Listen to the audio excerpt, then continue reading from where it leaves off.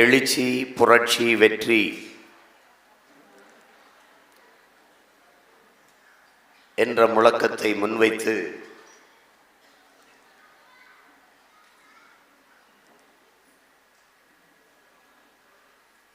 தங்கை செங்கொடியை குறியீடாக ஏந்தி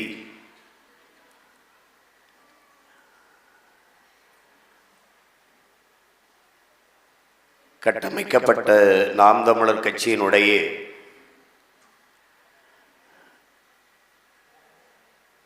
மகளிர் பாசறை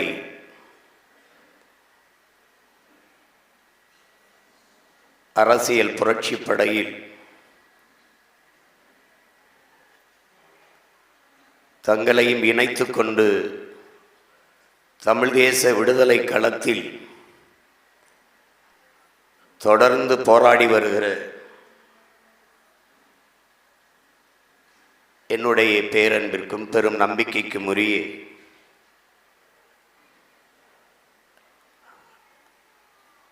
உடன் பிறந்தார்களே, உங்கள் அனைவருக்கும் என்னுடைய அன்பும் வணக்கமும்.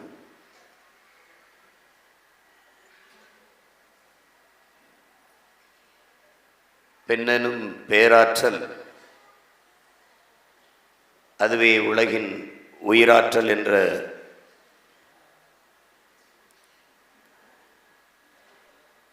நிலைப்பாட்டை நாம் முன்னிறுத்தி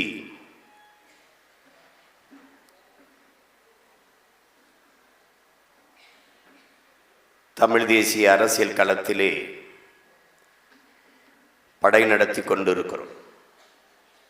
நாம் தமிழர் கட்சியில் 22 பாசறைகள் சுற்றுச்சூழல், குருதிக்கொடை, கையூட்டு ஊழல் ஒழிப்பு, இளைஞர், மாணவர், வீரத்தமிழர் முன்னணி, எப்படி பல்வேறு பாசறைகள் இருந்தாலும் மிகுந்த சிறப்பிற்கும் பெருமைக்கும் உரிய பாசறை மகளிர் பாசறை தான் என்பதில் எனக்கு பெருமையும் மகிழ்ச்சியும்.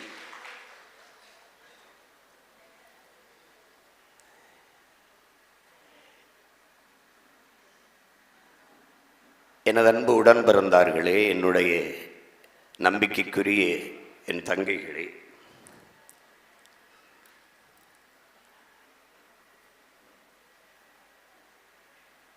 பெண்மையை போற்றாத எந்த சமூகமும் மேம்பட்டதில்லை.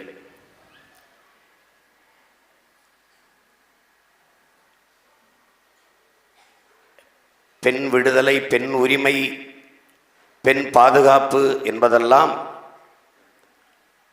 மண் உரிமைதான், மண் விடுதலை தான், மண் பாதுகாப்பு தான். பெண்ணின் பாதுகாப்பு தான் மண்ணின் பாதுகாப்பு. பெண்ணின் விடுதலை தான் மண்ணின் விடுதலை. அதைத்தான் நம் உயிர் தலைவன் பெண் விடுதலை இல்லையே மண் விடுதலை இல்லை என்ற தத்துவ நிலைப்பாட்டை கொண்டு களத்திலே பெண்களை இறக்கினர். இங்கே பேசிய தங்கைகள் எல்லாம் அந்த பெண்ணை இவர்கள் எப்படி வர்ணித்தார்கள், எப்படி பார்த்தார்கள் என்றெல்லாம் எடுத்து சொன்னார்கள். பூ, கவிதை, நிலா என்றெல்லாம். அங்குதான் நம் பாட்டன் பாரதி வந்தான், பெண்ணை நெருப்பாக்கினான். அவன் பேரன் என் தலைவன் நம் தலைவன் வந்தான், பெண்ணை புலியாக்கினான்.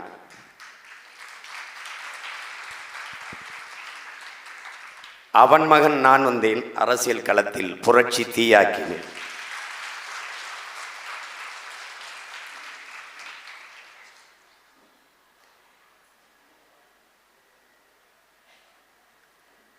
ஆணுக்கு பெண் சமம் என்ற கோட்பாட்டை தகர்த்து என் தங்கை சத்யா கூட சொன்னார்கள். நம்முடைய பாட்டன் பாரதி ஆணுக்கு பெண் நிகரான கொள்கன்னா. கற்பு நிலையாம் என்று சொல்ல வந்தார், கற்பு நிலை என்று சொல்ல வந்தார். இரு கட்சிக்கும் அதை பொதுவில் வைப்போம் என்றான் பாரதி. ரெண்டு சமந்தான்ட்டான். அதை தகர்த்தோம். ஆணுக்கு பெண் சமம் அல்ல, ஆணும் பெண்ணும் சமம் என்ற கோட்பாட்டை முன்னிறுத்தினோம். நம்ம தமிழ்ச்செல்வி அவர்கள் சொன்னார்கள், எப்படி தம்பிக்கு இது தோன்றியதுன்னு. உலகத் தமிழ் பேரினம் போற்றுகிற தம்பி ஒருவர் இருக்கிறார், நம் தலைவன் பிரபாகரன்.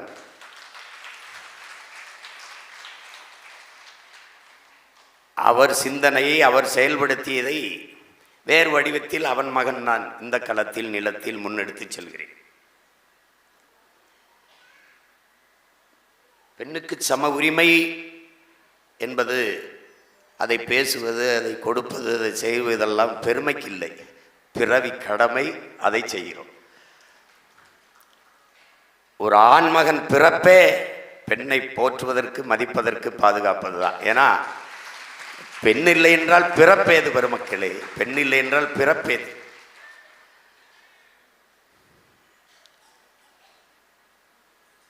உலகிலே பல்வேறு பேர் அறிஞர்கள்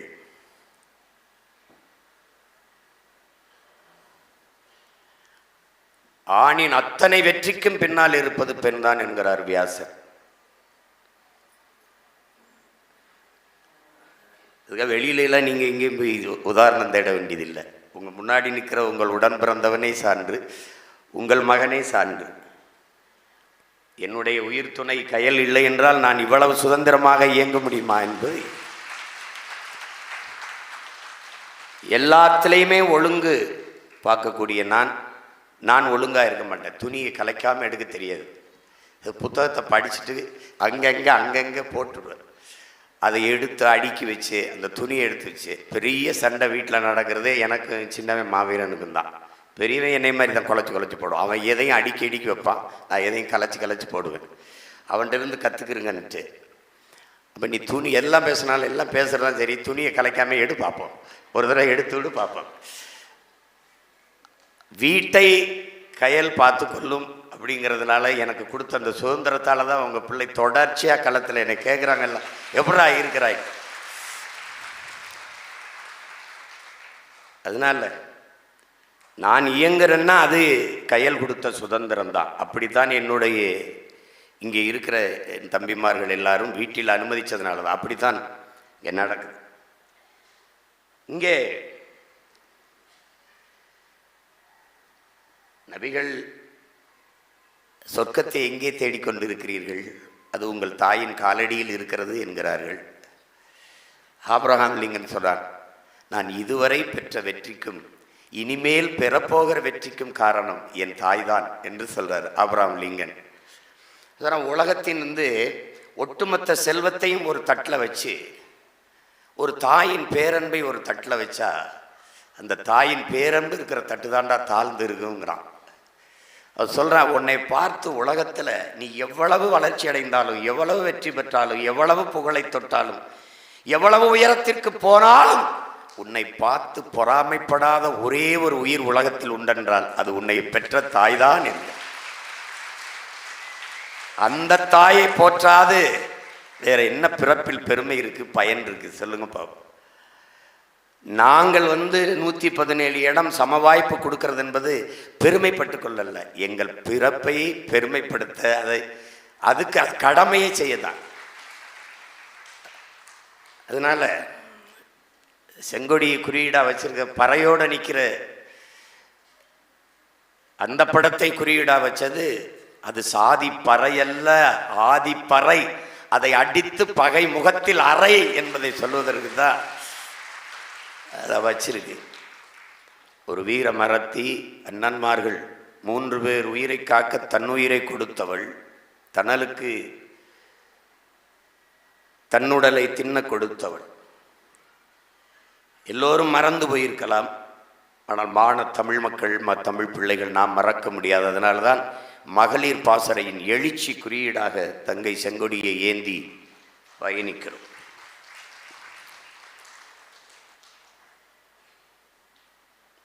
இங்கே எனக்கு முன்பு பேசியவர்கள் எல்லாம் பெண், அதனுடைய பெருமை ஆற்றல் எல்லாம் எடுத்து பேசினார். உங்களுக்கு வெளியில் வேற நிலத்தில், வேற களத்தில், வேற இனத்தில் வரலாற்று சான்றுகள் முன்வாதிரிலாம் தேவையில்லை. நம்ம இனத்தில் உலக வரலாற்றில் இப்படி ஒரு பெண்மகள் இருந்திருப்பாளா என்று எண்ணுகிற அளவிற்கு நம்முடைய வீர பெரும்பாட்டி வேலு நாச்சியார் வாழ்ந்திருக்கிறார்கள் என்பது மிகுந்த பெருமைக்குரியது. அந்த பரம்பரையில் நாம் வந்திருக்கிறோம் என்பது நம் ஒவ்வொருவருக்கும் திமிரும் பெருமையும். அதை நீங்க புரிஞ்சுக்கணும். 200 ஆண்டுகளுக்கு முன்பு கணவனை இழந்த ஒரு பெண் எப்படி நடத்தப்படுவாள் என்பது நீங்கள் அறிவீர். இந்திய துணைக்கண்டத்தின் வரலாற்றில் வெள்ளையர்கள் ஆட்சியை எதிர்த்து எத்தனையோ வீரமறவர்கள் போரிட்டிருக்கிறார்கள், ஆண் மன்னர்கள். ஆனால் ஒரே ஒரு பெண்மகள் தான் போரிட்டு போரிலே களத்திலே வென்றிருக்கிறார். அது ஒரே ஒரு பெண்ணு தான். அது நம்முடைய பாட்டி வேலு நாச்சியார் தான். ஒரு பெண்மகளை அரசியாக தலைவியாக ஏற்று 2 வீர மானம் தளபதியாக நின்று போர் செய்திருக்கிறார்கள். அது நம்முடைய பாட்டன்கள் மருது பாண்டியர்கள் தான். ஏன் இந்த பொம்பளை பின்னாடி போய் நம்ம என்னடா சண்டை போடுறது? இல்லை, நம் வீர மாதா ராஜா மாதா என்று வேலு நாச்சியாரை முன்னிறுத்தி மானமிக்க மறவர்கள், வீர மறவர்கள் நம்முடைய பாட்டன்கள் போரிட்டு களத்திலே வென்று மறுபடியும் இழந்த நிலத்தை மீட்டி முடிசூடியவள் மான மரத்தி நம்முடைய பாட்டி வேலு நாச்சியார் என்பதை என்னரும் தங்கைகள் மறந்துவிடக்கூடாது. அந்த பெருமை, அந்த ரத்தம், அந்த பரம்பரை, அதில் வந்தவர்கள் நாம் என்கிற நிமிர்வு நமக்கு இருக்கணும். அதே வழியில்தான் தலைவர் அவர்கள் சரிபாதி பெண்களுக்கு களத்திலே வாய்ப்பு கொடுத்தார். ஆணுக்கு பெண் நிகராக இலக்கியம் படைக்கலாம், அரசியல் செய்யலாம், களத்திலே நின்று போர் செய்யலாம் என்கிற நிலைப்பாட்டை உருவாக்கினார்.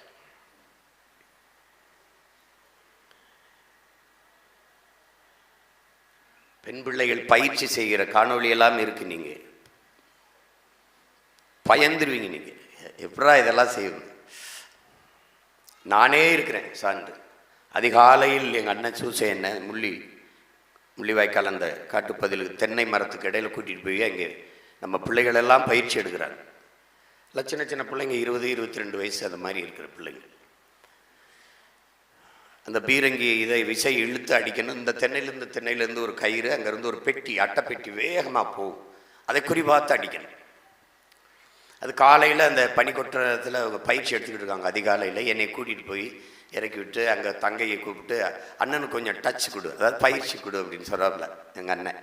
நான் இங்கேருந்து இவங்க இங்கே நிற்கிறாங்க, நான் அங்கே போகிறேன். போனோன்னா தங்கச்சி வாங்க நான் கூட்டிகிட்டு போய் சொல்லிக் கொடுக்குது அந்த விசையை இழுக்க. ஆமாம், பயங்கர கராத்தே பிளாக் பண்ணிட்டு ஜிம் பாடின்னு போய் அங்கே போய் இழுக்க முடியல, கேவலமாக போச்சு. அப்போ எங்கள் அண்ணன் என்னாச்சு அப்படிங்கிறாப்புல. சூசை என்ன? இல்லை ஒன்றும் இல்லை நான். அப்போ ஒரு தங்கச்சி கிட்ட வந்து காதுக்குள்ளே வந்து, அண்ணா இதுக்கு உடலில் வலு இருந்தால் பத்தாதுன்னா உள்ளத்தில் வெறி இருக்கணும் நான் வருகிறேன். திரும்பி அப்படியே பார்த்தேன். உள்ளத்தில் காதுகிட்ட வந்து சொல்கிறான், உள்ளத்தில் வெறி இருக்கணும்னா உடம்புல வலு இருந்தால் பத்தாது அப்படின்றப்பல. அப்போ ஒரு வெறியை ஏற்றிக்கிட்டு இழுத்து அந்த விஷயம் இயக்குனேன். அவ எனக்கு சான்றா இருந்தா. உங்களுக்கு தெரியும், இலங்கை கடற்படை அந்த அதை வந்து கட்டுப்பாட்டில் வச்சுருந்த ஒரு கப்பல், அதில் தான் எல்லா தொடர்பும் இருந்தது. அதை தகர்க்கணும். அப்போ அங்கே இருக்க நீ அதுக்கு உடல்நிலை சரியில்லை. அதான் கரும்புலியில் தேர்வு பண்ணிட்டாங்க. அது உடல்நிலை சரியில்லை, காய்ச்சல்னு சொல்லிட்டா அண்ணன் வந்து நம்மளை விட்டுட்டு வேற ஆளை அந்த வாய்ப்பை கொடுத்துருவாரோன்னு பாருங்கள். ஒரு பெண்மகளை பாருங்கள், இந்த வாய்ப்பை மண்ணின் விடுதலைக்காக மரணிக்க எவ்வளவு போட்டின்னு பாருங்கள். நம்ம உடல்நிலை சரியில்லை, காய்ச்சல்னு சொல்லிட்டா நம்மளை விட்டுட்டு வேற ஆள் அண்ணன் அனுப்பிடுவாங்க அப்படின்ட்டு அவர் சொல்லவே இல்லை. ஆனால் இன்னும் அந்த காட்சியெல்லாம் இருக்குது, நம்ம போட்டு காட்டியிருக்கோம், நீங்கள் பார்த்துருப்பீங்க. கடலுக்குள்ளே போய் அனுப்பி வைக்கிறத ஒரு பெண்மகள் உள்ளே போய் நடுக்கடலில் நிற்கிற கப்பல், அதை தகர்க்கணும். நெஞ்சில் குண்டு. 30 கிலோமீட்டரை 13 மணி நேரம் ஒரே மகள் அந்த குளிருக்குள்ளே நீஞ்சி போய் எவ்வளவு மனத்திடம் இருந்திருக்கணும் பாருங்கள், மன துணிவு இருந்திருக்கணும் பாருங்கள். குளிரில் நீங்கி போய் ஒரு மகள் சரியாக அந்த இரவு முடிந்து அடுத்த நாள் தொடங்குற 12 மணிக்கு உள்ளே போய் வச்சு வெடித்து தகர்த்துட்டா கப்பலை.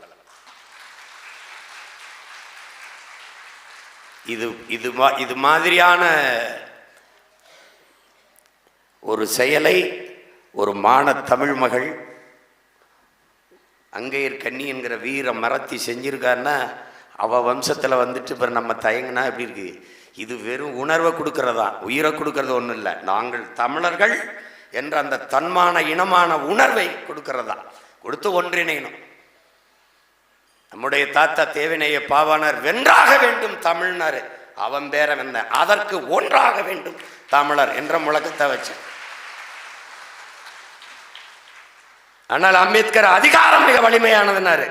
நாம் பின்னாடி போய் அதை அடைந்து விட்டால் அனைத்தும் எளிமையானதுன்ன, எளிதானதுன்ன, அவ்வளவுதான். அதிகாரம் வலிமையானது, அந்த அதிகாரம் எம் மக்களுக்கானது. அந்த கோட்பாட்டை பின்னாடி நாம் இணைத்துக் கொள்ளும்.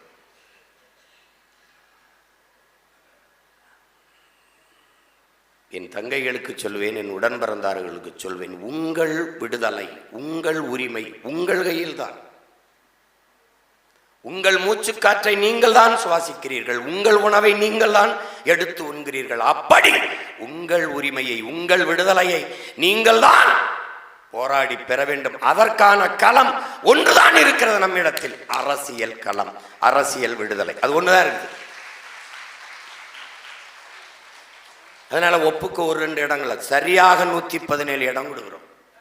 இங்க தேர்வுல சும்மா இங்கேயே இருக்கிற தங்கைகளுக்கு நிறைய பேருக்கு நம்ம வாய்ப்பு கொடுக்க முடியல, அண்ணன் இந்த வாய்ப்பு தரேன்னு வருத்தம் இருக்கலாம். ஆனாலும் யாருக்கு கொடுக்கப்படுகிறது? இன்னொரு தங்கைக்கு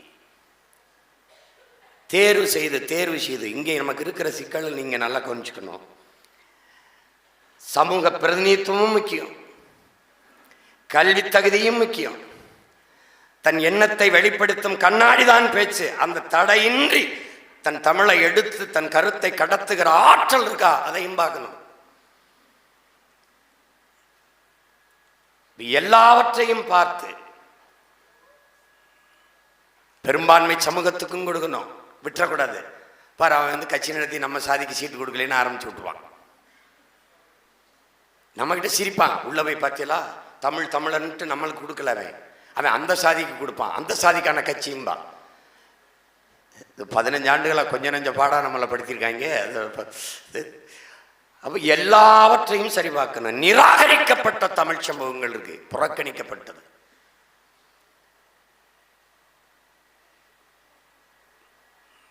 அரசியல் அதிகாரத்திற்கு அருகிலே வரவிடாமல் நிறைய தமிழ் சமூகங்கள், வேளார் என்கிற குயவர், வண்ணார், முடிதிருத்திர மருத்துவர் குலம், பண்டாரம், தச்சர், யாருக்குமே இடம் கொடுத்ததில்லை.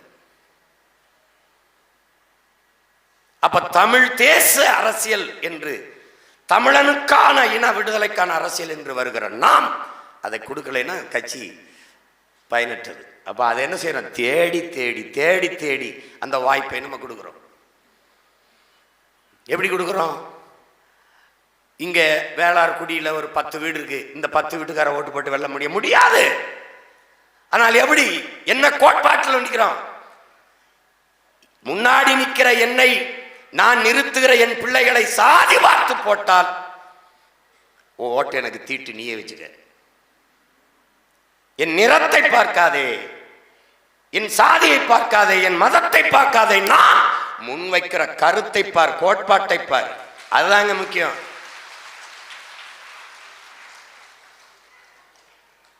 சாதியாக நின்று சாதித்தவன் எவனும் இல்லைங்க, எவனுமே கிடையாது. ஒரே சாதி மொத்தமும் வாக்கு செலுத்தி வென்றது கிடையாது தொகுதியை. பெரும் எண்ணிக்கையில் இருக்கலாம், ஆனால் அதே தொகுதியில் மற்ற சமூகம் யாருக்கு வாய்ப்பு தருகிறதோ, ஆதரவு கொடுக்கிறதோ, அப்போதான் வெற்றியை தொட முடியும். இதாங்க உண்மை. இப்ப சான்று, நான் ஒரு தொகுதியில் ஒரு மறவர் அவர் கொடுக்கணும், மறவர் குடிக்கு நிறுத்துறேன், அதை கல்லறை நிறுத்துறேன், அல்லது நாடாருக்கு நிறுத்துறது, கோணாருக்கு நிறுத்துறேன், முத்தரையரை நிறுத்துறேன். வெறும் எல்லாரும் முத்தரையை தான் போடுவாங்க. அப்ப எப்படி வெல்வது? எந்த முத்தரையரோட, எந்த கல்லரோட, எந்த மறவரோட, எந்த படையாட்சியோட, எந்த தேவேந்திரோட மற்ற சமூகங்கள் இணைதோ அங்கதான் வெற்றி இருக்குது.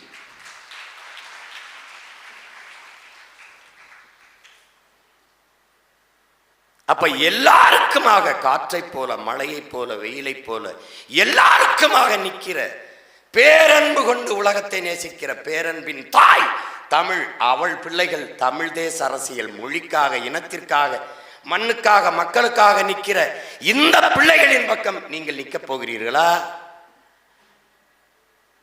இல்லை 60 ஆண்டுகளாக ஆண்டு நாட்டை சுடுகாடாக்கி அவர்கள் பின்னாடி நிற்கப் போகிறீர்களா? இதுதான் மக்களுக்கு முன்னாடி நாம் வைக்க போகிற கோட்பாடு. என்ன நிலைப்பாட்டை நீங்கள் எடுக்கப் போகிறீர்கள்?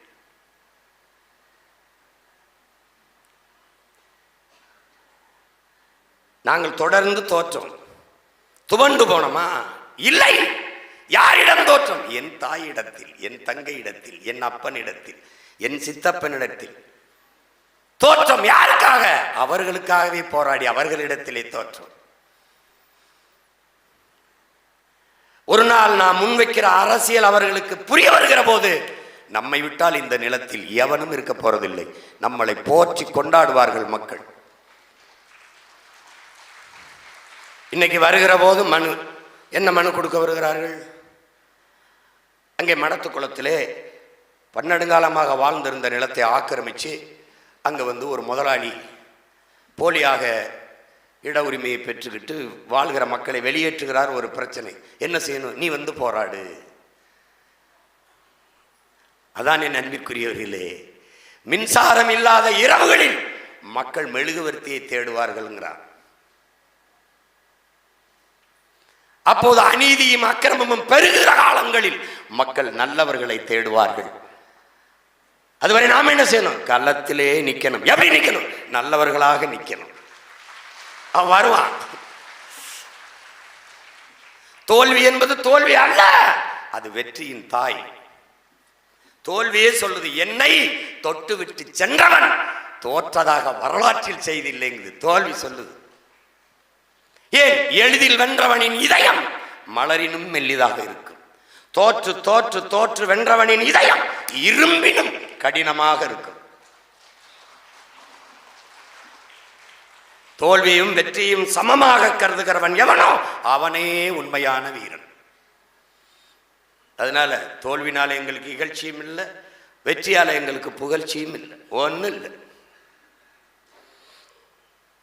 நம்மளை சொல்லும்போது ஒரு கவுன்சிலர் கூட வெல்லல. இந்த கவுன்சிலர் என் தங்கச்சி இருக்குது, அவனுக்கு பதில் சொல்லி கொண்டு இருப்பது என் வேலை இல்லை. உங்களுக்கு உங்களுக்கு ஒன்றை அண்ணன் சொல்ல கடமைப்பட்டிருக்கிறேன். புறம் பேசுபவனை புறந்தல்ல கற்றுக்கொள்ளுங்கள். வீரத்துறவி விவேகானந்தர் என்ன சொல்றார் நமக்கு? ஒருவன் உன்னை புகழ்ந்தால் உன் காதை பொத்திக்கொள், இகழ்ந்தால் உன் வாயை பொத்திக்கொள், பிரச்சனையே கிடையாதுங்கிறார். அவன் ரொம்ப கேவலமா என்ன பேசுறான், வாயை பொத்திக்கணும். இல்லைன்னா அவனு மாதிரி நம்மளும் பேசிடுவோம். நீ தெரியாத உன்னே இவனடா அப்படி அவன் பேச நம்மள. அப்போ அவன் என்ன சொல்றான்? பைத்தியமா இருக்கிற இடத்துல போய் நீனு அவனுக்கு சரி சரியா பேசிட்டு அதை தூர இருந்து பார்க்குறவனுக்கு நீனும் பைத்தியமானதான்னு தெரியுங்களா? உங்களுக்கு புரியுதா? அது மாதிரி அவன் பேச, அவனோட பேசினா அவனுக்கு நமக்கு ஒன்றும் இல்லை. அது தவறு, நாம சரியா இருக்கணும். அதான் இங்கே முக்கியமானது. இப்போ எப்படின்னா, இப்போ திமுகவை இப்போ எப்படி நமக்கு கற்பிப்பாங்க தெரியுமில்ல? திமுகவை வரவற்றப்படாது, ஒழிச்சு பண்ணணும். வாங்க நம்ம எல்லாம் ஒன்றா நிற்போம். திமுக இந்த குழு இருக்குல்ல, இந்த கூட்டம் என்ன சொல்லுவோம்? பிஜேபியை வரவற்றப்படாது, வாங்க எல்லாம் ஒன்றா நிற்கலாம் அப்படின்னு. நாங்கள் என்ன சொல்லுவோம்? உங்கள் 2 பேரையும் வரவற்றப்படாது, ஒழிக்கணும், நாங்கள்லாம் ஒன்றா நிற்கணும். அதனால விமர்சனம் என்பது வெறும் சொற்கள் தான், நம்மை காயப்படுத்தும் கற்கள் அல்ல. இது என் தலைவன் எனக்கு சொன்னது. அதை உங்களுக்கு நான் சொல்றேன். வெறும் சொற்கள் தான் நம்மை காயப்படுத்தும் கற்கள் அல்ல. வைரக்கற்களை விட்டு எரிந்தால் எடுப்போம், வெறுங்கற்களை விட்டு எரிந்தால் தடுப்போம். அவ்வளவுதான். போ. விமர்சனம் கூட ஒருவித பாராட்டுதான். யாரோ ஒருவனை நீ பொறாமைப்பட வைத்திருக்கிறாய்ங்கிறான். ஹிட்லர் எல்லாம் எடுத்துக்கிறாரு அப்படின்னா அவன் சொன்னதுல ஆக பெரும் கோட்பாடுலாம் இருக்குடா. அவன் என்ன சொல்றான்? வரலாறு என்பது கடந்த கால செய்திகளை சேமித்து வைக்கிற ஏடு அல்ல, அது நிகழ்காலத்திற்கான அடித்தளமும் எதிர்காலத்திற்கான உயிர் தொடர்புங்கிறான் ஹிட்லர். இதை ஏற்கிறதா இல்லையா? ஏற்கிறதா இல்லையா? கூட்டத்தில் ஒருவன் உன்னை எதிர்த்தால் நீ வளர்ந்து கொண்டிருக்கிறாய் என்று பொருள். ஒரு கூட்டமே உன்னை எதிர்த்தால் நீ வளர்ந்து விட்டாய் என்று பொருளுங்கிறான். இப்ப என்ன உங்களுக்கு புரியுது? நம்ம வளர்ந்துட்டோன்னு புரியுது. ஏன்னா நம்மளை எதிர்க்கிறதா எல்லா பேருக்கும். வாடகை வாய் மட்டும் ஒரு 500 இருக்கும், எடுத்து வச்சு பேசிட்டே இருப்பான், அப்படி பேசிப்போ இது பண்ணுவான். அப்போ லெனின் என்ன நமக்கு கற்பிக்கிறார்?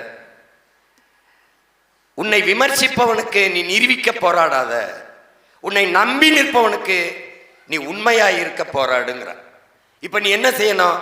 நம்மை நம்பி 36 லட்சம் மான தமிழ் மக்கள், நல்ல அரசியலை நல்ல ஆட்சியை விரும்புகிற மக்கள், கணக்கில்லாத பணம், சாதி மத உணர்ச்சி, சாராயம் எல்லாவற்றையும் கடந்து 36 லட்சம் மக்கள் நமக்கு மதிப்புமிக்க வாக்கை தந்து இந்த எளிய விலைகளின் கட்சியை அங்கீகரிக்கப்பட்ட 3வது பெரிய கட்சியாக மாற்றி இருக்கிறார்கள் என்றால், அந்த மக்கள் நம்மீது வைத்த நம்பிக்கைக்கு உண்மையா இருக்க நீங்க போராடுங்க.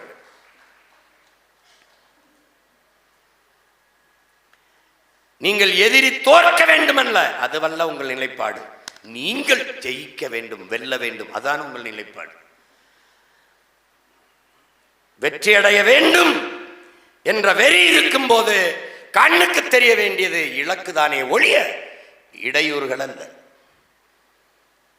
எதுவுமே தெரியக்கூடாது, இலக்கை தவிர எதுவுமே இருக்கக்கூடாது.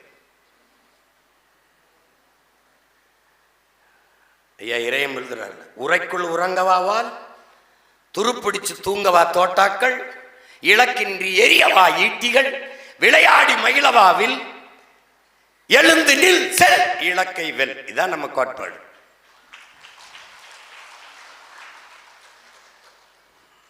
அதை தான் அண்ணன் உங்களுக்கு எளிமையா சொல்றேன். விமர்சனங்களை உரமாக்குங்கள், அதில் உங்கள் லட்சியத்தை மரமாக்குங்கள். வியர்க்காமல் விளையாட முடியாது, விமர்சனம் இல்லாது வளர முடியாது. அவன் அப்படி எழுதுறான், இவன் இப்படி எழுதுறான், அதுக்கெல்லாம் நேரத்தை செலவழிக்காதீங்க. உங்கள் நேரம் பொன் போன்றது அல்ல, உயிர் போன்றது.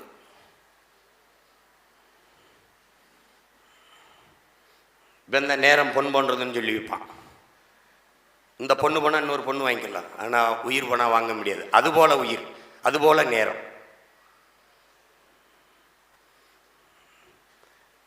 நேரத்தின் அருமை தெரியாதவனுக்கு வாழ்க்கையின் அருமை தெரியாதுங்கிறான். சொல்லாம பாருங்க, வெள்ளைக்காரன் மாதிரி டான்னு வருவான், நேரத்துக்கு வருவான் அப்படின்னு சொல்லுவான். ஏன்னா அவனுக்கு டைம் இஸ் கோல்டு கிடையாது. அவனுக்கு சோல், அவனுக்கு உயிர். அவன் all the glitters is not கோல்டும்பா, மின்னுவதெல்லாம் பொன்னல்லம்பா. இவன் இக்கரைக்கு அக்கறை பச்சைம்பா. 2 பேருக்கு இருக்கு வித்தியாசத்தை பற்றி எல்லாம். இவன்கிட்ட இருக்கிறத விட அடுத்தவன்கிட்ட இருக்கிறது உயர்ந்தது. அவன் மின்னுவதெல்லாம் பொன்னல்லங்கிறான். அதனால இவன் மொழியை விட ஆங்கிலம் அறிவுன்பான். அடுத்தவன் மொழி எப்படா எனக்கு அறிவாகும்? இந்த கேள்வியை பிரபாகர மகன் சீமான் வர வரைக்கும் எவனும் கேட்கல. அடுத்தவன் மொழி எப்படா எனக்கு அறிவாகும்? என்னது கொடுமையா இருக்கு?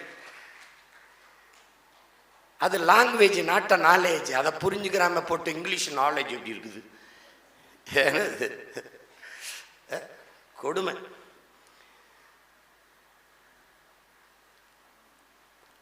அதனால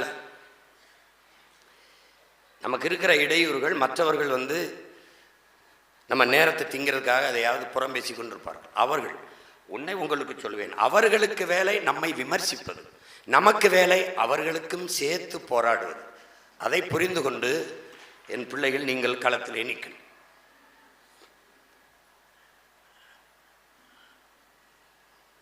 நமக்கு ஆண் பெண் என்ற பாலியல் வேறுபாடற்ற திருநங்கை, இப்படியெல்லாம் பாலியல் வேறுபாடற்ற சமத்துவ சமூகம் தான் நம் கனவு. அதை விளங்கிக்கணும். சாதி இரண்டொழிய வேறில்லை சாற்றுங்கால் நீதி வழுவா நெறிமுறையில் அவை பெரும்பாட்டி பாடியது. இவன் சொல்றது ஆண் ஜாதி பெண் ஜாதி, அதை சொல்றா அப்படின்னு இல்லை. அப்பா அப்படி பாடல. இட்டோர் பெரியார் இடாதார் இழிகொள்ள தோறுங்கிறார்.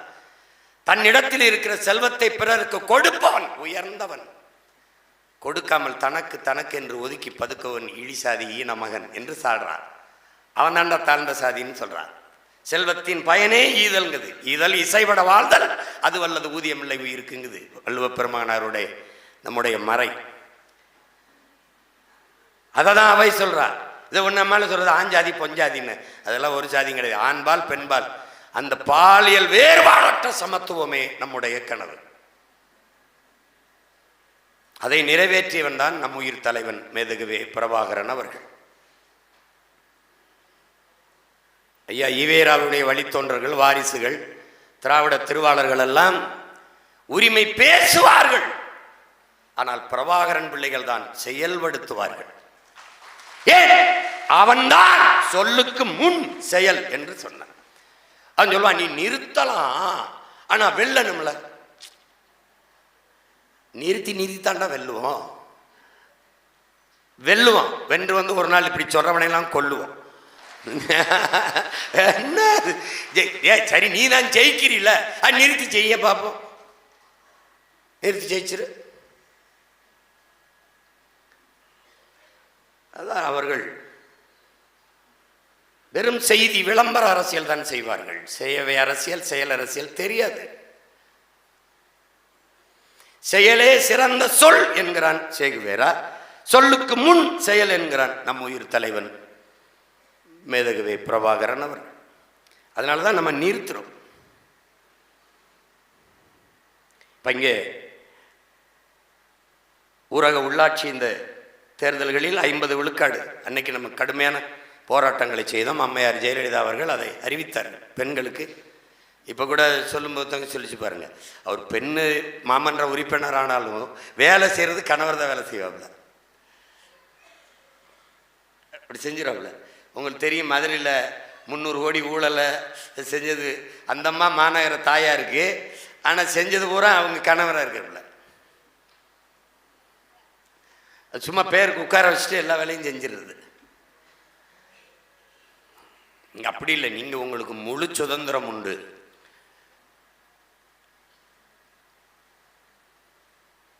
அறிவாசான அம்பேத்கர் சொன்னதை தான் சொல்கிறேன். நீங்கள் அறிவை தேடி ஓடுங்கள், நாளைய வரலாறு உங்கள் நிழலை தேடி ஓடி வரும். நீங்கள் கற்றுக்கொண்டே இருக்கணும். எப்படி சொல்லித்தரான்? படித்த ஆசிரியரிடம் படிக்காதீர்கள். இது என்ன பொருள்? படித்த ஆசிரியரிடம் படிக்காதீர்கள், படித்து கொண்டிருக்கிற ஆசிரியர்களிடம் படியுங்கள்ங்கிறான். நான் படிச்சிட்டேன் இல்லை, படிச்சுக்கிட்டு இருக்கேன். மார்க்ஸ் என்ன சொல்றான்? இவனைப் போல 2000 ஆண்டுகளில் இவனைப் போல ஒரு சிந்தனையாளன் பிறந்ததில்லை, இனி பிறக்கப் போவதும் இல்லைங்குது உலகம். அவன் சொல்றான், மரணத்தின் கடைசி நொடி வரை நான் மாணவனாகத்தான் இருப்பேன்கிறான். எப்படி இருக்கு பாருங்க. சாக்ரட்டிஸ் சரித்திரத்தில், ஏன்னா அவன் சாவுக்கு பயப்படாதவனு தான் சரித்திரத்தில் இடம். அவன் சிறையில் இருக்கான், மரண தண்டனை விதிச்சாச்சு. சிறையில் இருக்கும்போது சாக போகிறான், நாளைக்கு சாக போகிறான். ஆனால் ஒருத்தவன் இவர் பிடிச்ச ஒரு பாட்டை பாடிடுறாப்புல, சிறப்பாக பாடும்போது அந்த அவனை கூப்பிட்டு, என்ன அழகாக பாடுற, இந்த பாட்டை எனக்கு கற்றுத்தரியா, நான் கொஞ்சம் கற்றுக்கிறேன் அப்படிங்கிறேன். காலையில் சாக போகிறேன், இது எதுக்கிட்ட அந்த பாட்டை கற்றுக்கிட்டு என்ன பண்ண போகிற அப்படின்னு. இல்லை, புதிதாக ஒன்றை தெரிந்து கொண்டேன்னாது இருக்குங்களா, நான் சாகிறதுக்கு முன்னாடி புதிதாக ஒன்றை கற்றுக்கொண்டேன் என்கிற அந்த பெருமிதத்தோடு நான் செத்து போவேங்கிறான் பாருங்க. சாகும்போது கூட நம்முடைய அண்ணாங்கிற பெருந்தகை அமெரிக்காவில் அந்த அறுவை சிகிச்சைக்கு போகும்போது, புற்றுநோய் இப்போ போகும்போது, அது அறுவை சிகிச்சை மருத்துவர் சொல்லும்போது அவர்கிட்ட, நாளைக்கு இன்னைக்கு ஒரு நாள் விட்டு நாளைக்கு வச்சுக்கலாமா அந்த சிகிச்சையை, ஏன்னா இந்த புத்தகத்தை பாதி படிச்சுட்டேன், இந்த கொஞ்சோண்டு இருக்குது அதை படிச்சிடுறேன், நாளைக்கு வச்சுக்கிறீங்களா, ஒருவேளை நம்ம பிழைக்காம போயிட்டோம்னா. அதனால தான் அவர் அறிஞர் அண்ணாவாக இருக்காப்புல. உங்களுக்கு புரியுதுன்னு நினைக்கிறேன். பகத்சிங்கு காலையில் தூக்கு காலையில் அங்கே போனால் அவன் விடிய படிச்சுக்கிட்டு இருக்கான். என்னடா படிச்சுக்கன்னா, லெல்லி எழுதின அரசும் புரட்சியும் புத்தகத்தை படிச்சுக்கிட்டு இருக்காப்புல. மரண நொடி வரை கற்றுக்கொண்டிருந்தவனால் தான் நமக்கு கற்றுக் கொடுக்க முடியும். நீங்கள் புரியுதுன்னு நினைக்கிறேன். நம்ம தாத்தா இறந்து போகிறாரு, காமராஜ் இறந்து போகிறாரு. தலைமாட்டில் மெயின் கேம்ப் இருக்குல்ல, என் நாடு என் மக்கள் எனது போராட்டம், ஹிட்லர் தமிழ் பதிப்பு. இந்த மெயின் கேம்போட ஆங்கில பதிப்பை தலைமாட்டில் இருக்குது. அதை படிச்சுட்டு இருந்து செத்துருக்காமல. அப்போ நம்ம கோட்பாடு இதுதான். என் உடன் பிறந்தார்களே, கற்றவை பற்றவை, தீயவை தீயவை, இதுதான் நம்ம கோட்பாடாக இருக்கணும். நீங்க கற்றுக்கொண்டே இருக்கணும், தேடி தேடி படிக்கணும். புத்தகங்கள் அல்ல. அப்பா நம்மாழ்வார் புத்தகம் இருக்குது, ஐயா இறையன்பு புத்தகம் இருக்குது, ஐயா எஸ் ராமகிருஷ்ணன் புத்தகம் இருக்குது. நமக்கு இன்னும் எழுத்தாளர்கள் பதிப்பாளர் இல்லையா, இலக்கியங்கள் நம்முடைய இதெல்லாம் வாசிக்காதீங்க, சுவாசிச்சிருங்க. அதுதான் சரியா இருக்கும். படிக்கிற பழக்கத்தை வாடிக்கை ஆக்கிடணும், தொடர்ந்து வச்சுக்கணும். என்னை ஐயா ரஜினிகாந்த் ஐயாவை நான் சந்தித்து பேசும்போது என்கிட்ட கேட்டாங்க, சிமன் சார் நீங்கள் எப்போ படிக்கிறது எப்படின்னு கேட்டாங்க. கேட்டபோது நான் ஒரு புத்தகம் அவங்களுக்கு பரிசு கொடுத்தேன். அப்போ அதை வாங்கிக்கிட்டு எப்போ படிக்கிறது எப்படி நீங்கள் எப்படி இது பண்ணுறீங்க? ஐயா நான் 11 மணிக்கெல்லாம் படுத்துட்டேன்னா அந்த சரியாக 2-2:30 அப்படி முழிப்பு வரும். அப்போ எந்திரிச்சு உட்காந்து 4 மணி வரைக்கும் 2 மணி நேரம் படிப்பேன். அப்புறம் படுத்துருவேன். அப்புறம் 6-6:30 எந்திரிச்சு பயிற்சிக்கு போவேன். ஒரு வேளை ரொம்ப தூக்கம் வராமல் இருந்தோன்னா 4 மணிக்கு எந்திரிப்பேன். 4 மணிக்கு எந்திரிச்சு 6 மணி 2 மணி நேரம் படிப்பேன். அப்படியே பல் விளக்கிட்டு அப்படியே உடற்பயிற்சிக்கு போயிடுவேன். இது நல்லா இருக்கு. ஆனால் நமக்கு அப்படி முடியல. நான் ஒரு 10 பக்கம் புரட்டினாலே எனக்கு தூக்கம் வந்துடுது அப்படின்னால இதான் சொன்னேன். அது நல்லது தானுங்களே ஐயா. அவன் தூக்கம் வராமல் தூக்க மாத்திரை போட்டு தூங்கும்போது நீங்கள் 10 பக்கம் படித்தா தூக்கம் வருதுன்னா அப்போ தொடர்ச்சியாக அதை செய்யுங்கன்னு சிரிச்சுட்டே போயிட்டாங்க. அது மாதிரி படிக்கணும். இல்லைன்னா தர்க்க அறிவை வளர்த்துக்கணும். அவன் சொல்கிறான் பாருங்க, சாக்ரட்டிஸ் ஒருவன் அறிவை எதை வைத்து மதிப்பிடுவீர்கள்னு கேட்குறான். நீங்கள் ஒருத்தன் எழுப்புற கேள்விக்கு சொல்லுகிற பதில் இருந்து அவனை நீ அவன் அறிவை மதிப்பிட முடியாது, மதிப்பிடக்கூடாதுங்கிறான். அப்போ என்ன செய்யறது? ஒருவன் எழுப்புகிற கேள்விக்கு இன்னொரு கேள்வியவே பதிலாக ஒருவன் தருவானே, ஆனால் அவனை தான் அவன் புரியுது உங்களுக்கு? அப்போ அதுதாங்க. இப்போ இப்படி ஒரு கேள்வி இருக்கு பாருங்க. நாம் புளியை கேட்குறோம். புளி சின்னமாக தேர்தல் ஆணையத்துக்கிட்ட அப்போவே அவர் தெரியும், ஐயோ இவ பெரிய பிரச்சனையான ஆளாக இருக்காடா, அது நேஷனல் அனிமல், அது தர முடியாது அப்படின்னு. அப்போ சொல்லும்போது இப்போ தேசிய மலரை எதுக்கு பிஜேபிக்கு சின்னமாக கொடுத்தீங்கன்னு இந்த கேள்வி இருக்குதில்ல. அவர் ஒரு பதில் சொல்கிறாரு, நான் ஒரு இதை சொல்கிறேன்னா அவர் திணறிடல. புரியுதா உங்களுக்கு? அப்போ உயிரோடு இருக்கிற எதையும் தர முடியாதுன்றாங்க. காளை மாட்டுக்கு மயிலை கேட்டேன், நான் விடாமல் சண்டை போட்டு பார்த்தேன், அதில் உயிரோடு இருக்குது தர முடியாதுன்னு விவசாயியை கொடுத்துருக்காங்க. ஏன்னு கேளுங்க, எந்த விவசாயம் உயிரோடு இல்லை. அதை ஏன் நமக்கு கொடுத்துருக்காங்க? உயிரை கொடுத்தா அது விவசாயியை காப்பாற்றிடுவாங்க. அது என்னமா கொடுத்துருக்காங்க. அதனால்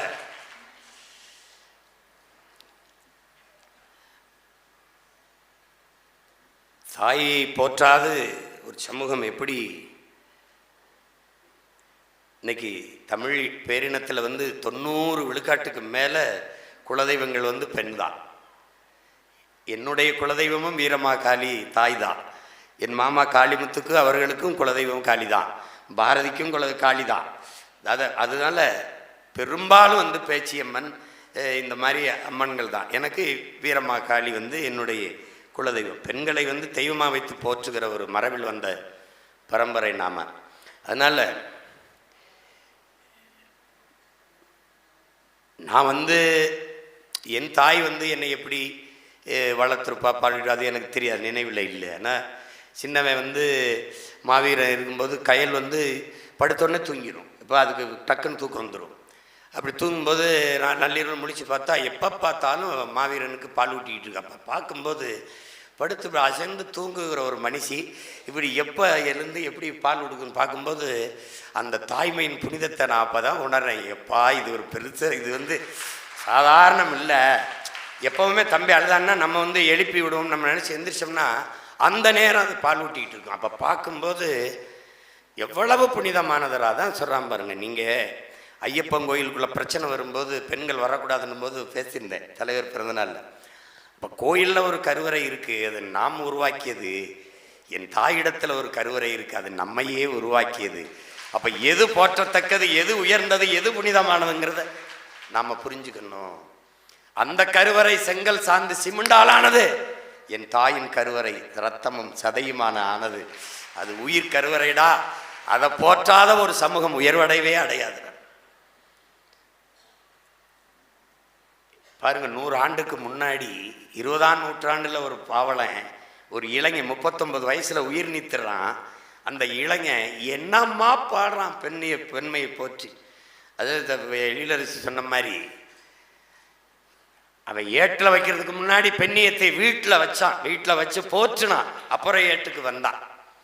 அவனுக்கும் ஒரு பெண்மகள் நிவேதிதா தான் அவனுக்கே புத்தியில உரைக்கிறான்.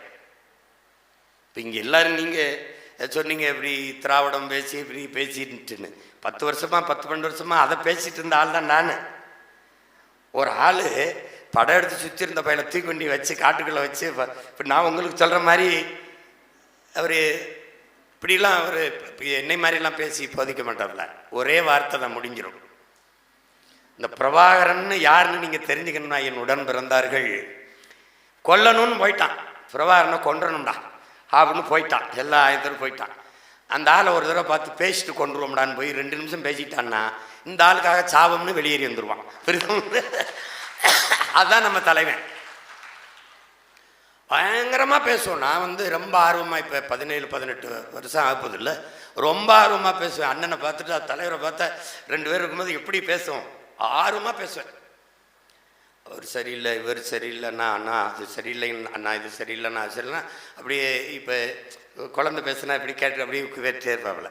அதான் கண்ணிமைக்காமல் கவனம் சிதறாமல் கேட்பாப்புல. கேட்டு சரியில்லை சரியில்லைன்னா எல்லாம் நம்ம இடைமறிக்க மாட்டாங்க. நிறுத்தின பிறகு சரியில்லை முடிச்சாச்சு, அதை முடிச்சு எல்லாரும் சரியாக இருந்தா நாம் போராட வேண்டிய தேவை ஏப்பா வருதுன்னாரு பாருங்க. அதோட கதை முடிஞ்சிரும்ல. அப்புறம் மக்கள் சரியில்லை, நம்ம இவ்வளோ உயிரை கொடுத்து போராடுறோம் புரிஞ்சுக்கலாம். அந்த மக்கள் சரியில்லை, அது சரியில்லை, இது சரியில்லை, அது ஒரு 10-20 நிமிஷம் பேசுறது. பேசி முடிஞ்சோடனே என்ன அப்படியே நின்றுனே பாவம் மக்கள் வாங்க போவோம். பாவம் மக்கள்ன்றப்பல அவங்கள குறை சொல்லாதீங்க, பாவம் மக்கள் அப்படி. ஐயோ, ஒரு வார்த்தையில் பெரும் தத்துவத்தை சொல்லிடுவாங்க. இதுக்கு கொள்பவன் வெல்வான்ங்கிறாரு. அதை தான் சர்வைவல் ஃபிட்டஸ்ட்டுங்கிறான். தகுதி உள்ளதை தப்பி பிழைக்குங்கிறான். தன்னை தற்காத்து கொள்ள முடியாதவன் வாழ்வதில் அர்த்தம் இல்லைங்கிறான் சார்லஸ் டார்வின். அதை தான் நம்ம கொள்பவன் வெல்வான். அது மனிதனில் மட்டுமல்ல, எல்லா உயிரினங்களிலும் தகுதி உள்ளவை தப்பி பிழைக்கும். யானைனா ஆண் யானை பெண் யானையோட இணை சேர முடியாது. இன்னொரு ஆண் யானையை போரிட்டு வீழ்த்தி தான் சேர முடியும். குரங்குக்காக தான், வெட்டுக்கிளிக்காக தான், பட்டாம்பூச்சிக்காக தான், எல்லாத்துக்கும் அதான் இருக்குது. அதனால இங்கே தகுதி உள்ளவன் தப்பி பிழைப்பான். அப்போ தமிழ் பேரினம் அழிந்து கொண்டிருக்கு. அப்போ ஒவ்வொரு மகளும் தகுதி உள்ளவர்களாக மாறும். இது யாருடைய வேலையோ என்று எண்ணாதீர்கள். உங்களுடைய வேலை, உங்களுடைய பிறவி கடமை. சிதைந்து அழிந்து கொண்டிருக்கிற தமிழ் பேரின மக்கள் பாதுகாப்பாக வாழ வேண்டும் என்றால் போராடித்தானாக வேண்டும் என்ற கட்டாயத்திற்கு தள்ளப்பட்டு விட்டார்கள். எனவே இந்த வரலாற்றின் பேரழைப்பில் இருந்து, பெரும் பணியில் இருந்து தமிழ் இளம் தலைமுறையினர் விலகி செல்ல முடியாதுங்கிறார் தலைவர். அதனால நீங்க விலகி நிற்க முடியாது, விலகி நிற்க முடியாது. உலகத்தில் நமக்கென்று குரல் எழுப்பவோ ஆதரவு கை நீட்டவோ எவர் மற்ற நிலையில் தனித்து விடப்பட்ட தமிழ் தேசிய இனத்தின் மக்கள். அப்ப யார் இல்ல, உங்களுக்கு நீங்க தான், எனக்கு நான் தான், நமக்கு நாம தான். வழியே கிடையாது. தப்பிக்க வழி இல்லாமல் கதவை பூட்டிக் கொண்டு பூனையை அடித்தால் பூனை புலியா மாறி பாயுங்கிறான். 500-600 ஆண்டுகளாக நீ அடி வாங்கி வந்திருக்க, திருப்பி பாய். எலும்பு நரம்பு இல்லாத புழு அடிச்சா வெடிச்சு துடிச்சு போராடுது. நீ புழு இல்ல, புலி. அதுவும் விடுதலை புலி என்பதை காட்டும், களத்துல காட்டும்.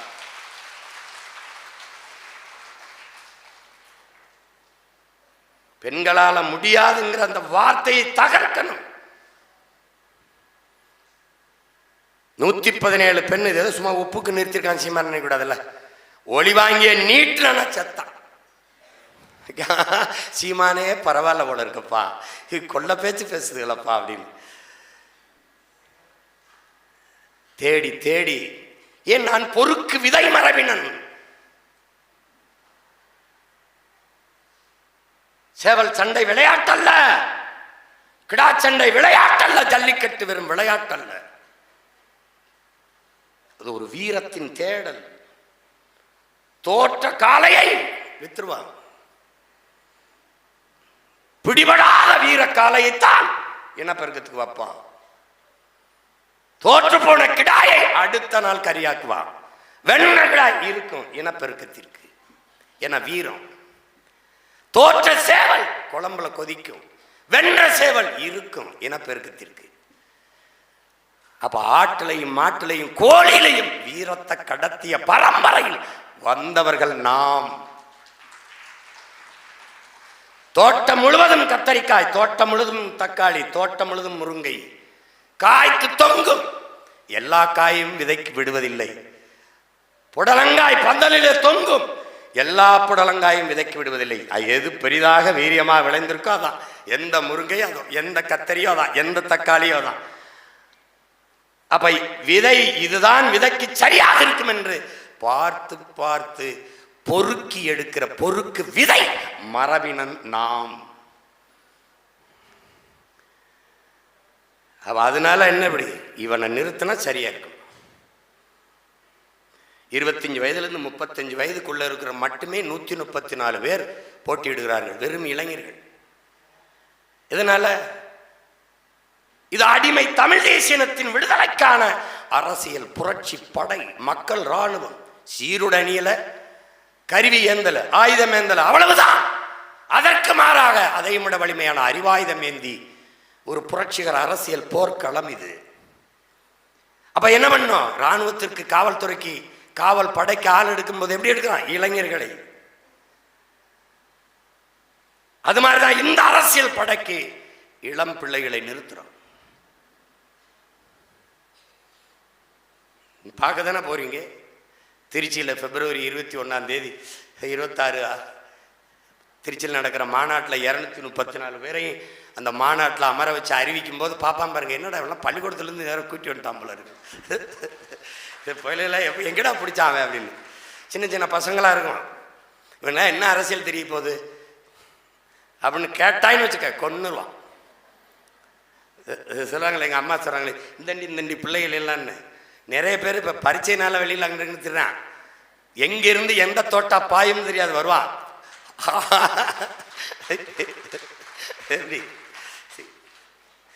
எப்படிப்பட்ட ஆளை அனுப்பியிருக்காரு பாருங்க. ஒரு சமரசமும் கிடையாது. எனக்கு கூட்டணி அப்படிம்பாங்க. சாப்பாட்டில் தான் கூட்டு பொரியல்லாம், சண்டையில் தனிச்சு தான் போடுவோம். அவன் ஒன்று அப்படி தப்பாக பேசுனா நீங்களே போய் அடிக்கணுமா? தம்பியை பார்த்துக்க மாட்டேன். ஆள் வச்சு அடிக்கிற பழக்கம் எனக்கு கிடையாது. நானே அடிப்பேன். நான் அநாகரிகமாக நீங்கள் அவரை திட்டுறீங்க அப்படின்னு நான் நாகரிகமாக நடிச்சுக்கிட்டு இருக்கேன். புரியுதா உனக்கு? நீ ஒரு காட்டான். அது சிவகங்கராமன் அவரை காட்டான்ட்ட பேசுகிறவங்க தெரிஞ்சு பேசணும்.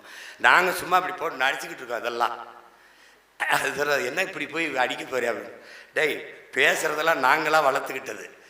5 வயசில் சிலம்பகத்துக்கு சொல்லி அனுப்புனான் எங்கள் அப்பா, அனுப்புனார். அதுக்கப்புறம் 10ஆம் 11ஆம் 12ஆம் படிக்கும்போதே கராத்தே வகுப்புக்கு போயிட்டோம். சண்டை எப்படி போடுறதுங்கிறதான் கற்றுக் கொடுத்தாங்க, பேசுறது எப்படிலாம் கற்றுக் கொடுக்கல. இது நாங்களாக உருவாக்கிட்டான். நீங்கள் பேசுறது தான் பார்த்துக்கிட்டு இருக்கீங்க எல்லாரும். சண்டை போடுறத ஒரு தடவை பார்க்கணும்ல. அவன் தப்பிச்சு தப்பிச்சு ஓடுறான். அது தலைவர் இதில் வந்து வாழ்த்துக்கள் படம் எடுத்துட்டேன்னு தோற்று போச்சு. படம் எடுத்து வெளியான உடனே அங்கே போயிட்டு படம் அதுக்கப்புறம் வந்து சரியா ஓடல. சரி ஓடல, ஏன்னா தமிழ்லே எடுத்துட்டேன். ஒரு வார்த்தை கூட ஆங்கில உரையாடல் இல்லை. அது நேசிக்கிறேன், ஐ லவ் யூ என்று வர வேண்டிய இடங்களில் எல்லாம் நேசிக்கிறேன் என்று வருவது நெருடலாக இருக்குதுன்னு விமர்சனம் எழுதியிருந்தான். எங்கள் அண்ணன் காசி ஆனந்திட்ட போய் சொன்னேன், இப்படி எழுதி வச்சுருக்கானண்ணா, ஐ லவ் யூன்னு வர வேண்டிய இடத்துல நேசிக்கிறேன் என்று வருது, அப்படி சொல்ல கூட நெருடலாக இருக்குதுன்ட்டான். அப்புறம் அண்ணன் எனக்கு சொன்னார், தம்பி, காதலை கூட அன்பை கூட தாய்மொழியில் பரிமாற தெரியாத ஒரு இனம் இருந்தா என்ன, செத்தா என்னடா விடுறான்ட்டாங்க. அப்போ பெரியவர்கிட்ட போய் அங்கே உட்கார்ந்து இருக்கும்போது படம் ஓடல. நான் அது ஒன்றும் இல்லை, தலைவனை பார்த்த பிறகு அப்புறம் ஒன்றுமே இல்லை. அது எங்கள் அண்ணன் பொட்டன்னு சும்மா இல்லாமல் தம்பியுடைய படம் ஏதோ சொல்லியிருப்பார் போல் இருக்கு, இந்த படம் அது சரியா போல வருத்தத்தில் இருப்பான்னு நினைக்கிறேன் அப்படின்னு. அப்போ இவர் வந்து மெதுவாக ஆரம்பித்தவர், நமக்கு எதுக்குப்பா, என்ன கதையா அப்படின்னு கேட்டிருப்பார். பிறகு காதல் கதைன்னு ஏதாவது சொல்லிடுவார். என்ன கதையா அதாப்பா, நமக்கு எதுக்குப்பா பூ கவிதைலாம், என்னை சிறப்பில் எனக்கு நமக்கு எதுக்குப்பா பூ கவிதைலாம். காதலுங்கிறது ஒரு பருவகால உணர்ச்சி, அது எல்லாருக்கும் வந்துடும். நமக்கு இல்லாதது மான வீரம்தான். அது வர்ற மாதிரி படம் எடுக்கணும்ப்பா அப்படின்னு சொல்லப்பல. எப்படி இந்த தம்பி படம் மாதிரி, தம்பி படத்தை எல்லாருக்கும் போட்டு காமிச்சிட்டு அவர் சிறப்பில். அது மாதிரி எதுக்கு சொல்கிறேன், திரையிலையும் அடிக்கணும் தரையிலையும் அடிக்கணும், அப்போ தாப்பா விடுதலை, அப்போ தாப்பா விடுதலை வருன்றப்பல. புரியுதா உங்களுக்கு? அதனால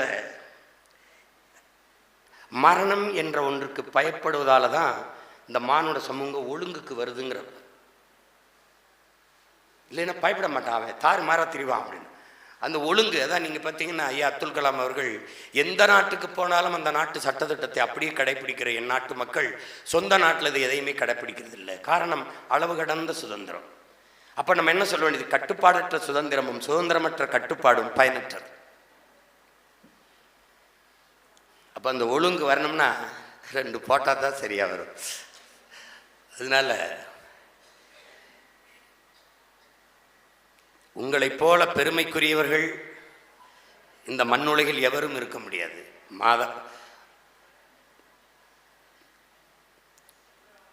நம்முடைய மங்கையராய் பிறப்பதற்கு மாதவம் செய்திருக்க வேண்டும். நம்முடைய தாத்தா நாமக்கல் கவிஞர் பாடுறாருன்னா, நீங்கள் நாம் தமிழர் கட்சி எந்த பாசறை படையாக இருந்தாலும் மகளிர் பாசறையை போற்றும், மதிக்கும், அதுக்கு உயிர் துணையாக எப்பவும் நிற்கும். நீங்கள் தைரியமாக களத்தில் நிற்கும். நீங்கள் செய்ய வேண்டியது உங்களை உயர்த்தி காட்டுங்கள், மற்றவர்களும் அந்த இடத்துக்கு வர வேண்டும் என்பதை உணர்த்தி காட்டுங்கள். அப்போ நீங்கள் ஒரு பெருந்தியாக பற்றி பரவுங்க. உங்களைப் போல இருக்கிற சக பெண்களை பேசி இருக்கிற ஒரே ஒரு பாதுகாப்பு, அதிகார பாதுகாப்பு, அதை அடைவதற்கு இருக்கிற ஒரே ஒரு வழி அரசியல் தான். அப்போ நமக்கான அரசியலை நாம் செய்யணும்.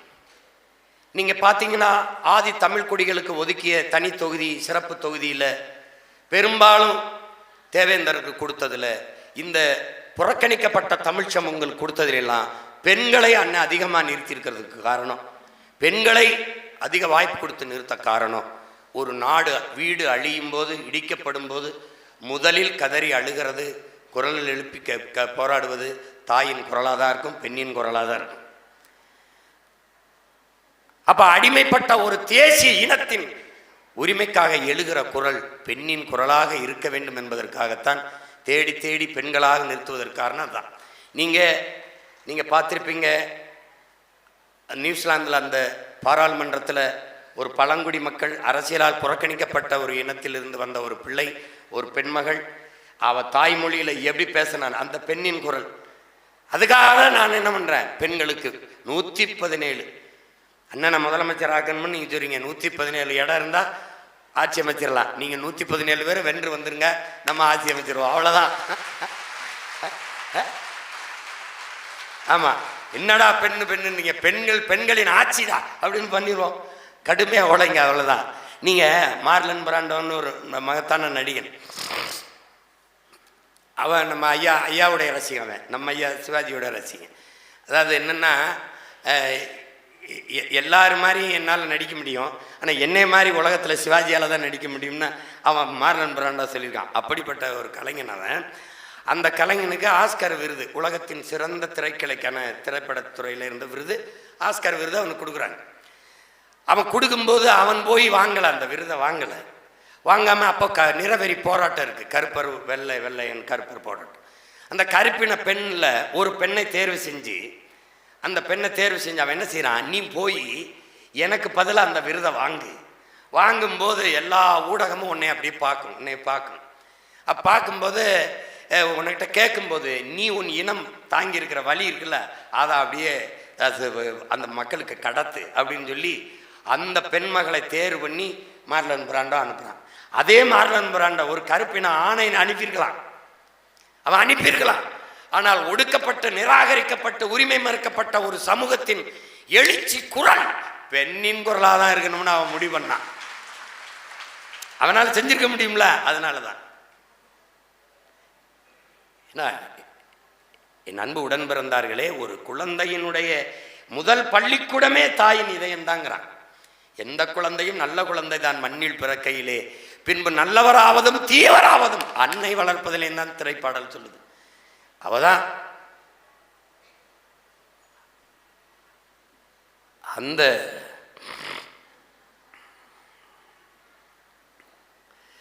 ஈன்ற பொழுதின் பெரிதுவுக்கும் தாய் தன் மகனை சான்றோன்னு கேட்ட தாய்ங்கிற மாதிரி நம்மை பெற்றவர்களை நீங்கள் பெருமைப்படுத்துங்கள்.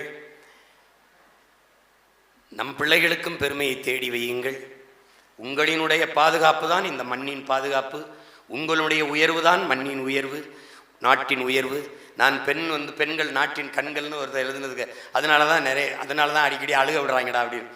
பெண்கள் நாட்டின் கண்கள்னு சொன்னதுக்கு பெண்கள் நாட்டின் கண்கள்னு நான் சொல்ல மாட்டேன். நாடே நீங்கள் தான். அதை கவனத்தில் வச்சு வேலை செய்யுங்க. ஏன் நான் என்ன சொல்கிறேன்னா, பெண்கள் பங்கேற்காத எந்த விடுதலை போராட்டமும் எந்த போராட்டமும் வெற்றி அடைந்ததில்லை. எந்த போராட்டமும் வெற்றி அடைஞ்சதில்லை.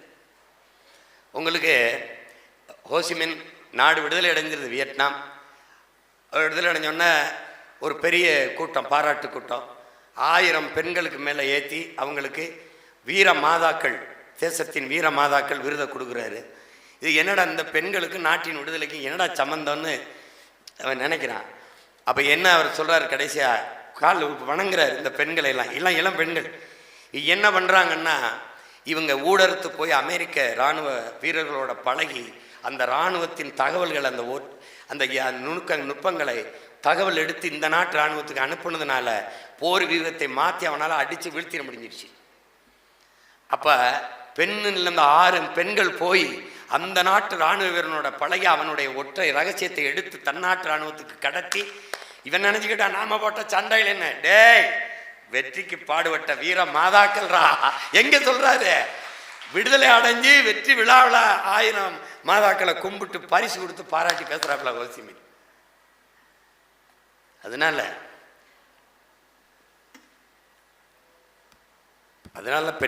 பெண்களை போற்றாத பெண்மையை போற்றுவோம், பெருமை மிக்க நாடாக மாற்றுவோம்னு நம்ம முழக்கத்தை முன் வச்சது அதுதான்.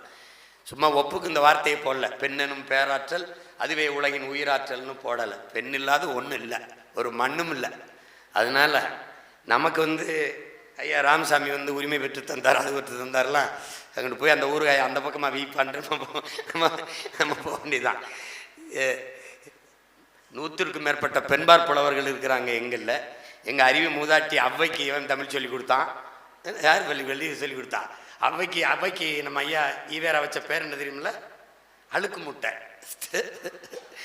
ஒரு அறிவு மூதாட்டிய நான் சொன்னது அழுக்கு முட்டைலோட பைத்தியம், அது அறிவு மூட்டை. உனக்கு அதுக்கும் சம்மந்தம் இல்லை. அதனால அது ஒரு அதுக்கு இந்த இடம் சரியில்லை. அது நேற்று கொஞ்சம் போட்டிருக்கு, அப்புறம் ஜனவரி 3ஆம் தேதி கொஞ்சம் போட்டு துவச்சி விடறதுக்கு இருக்கேன் நான். இப்போ சண்டை சரியாக தான் போய்கிட்டு இருக்கு. அதனால் நான் பேரன்பு கொண்டு நேசித்து பெரும் நம்பிக்கை கொண்டு உங்களை களத்தில் நிறுத்துகிறேன். தளராமல் நில்லுங்கள்.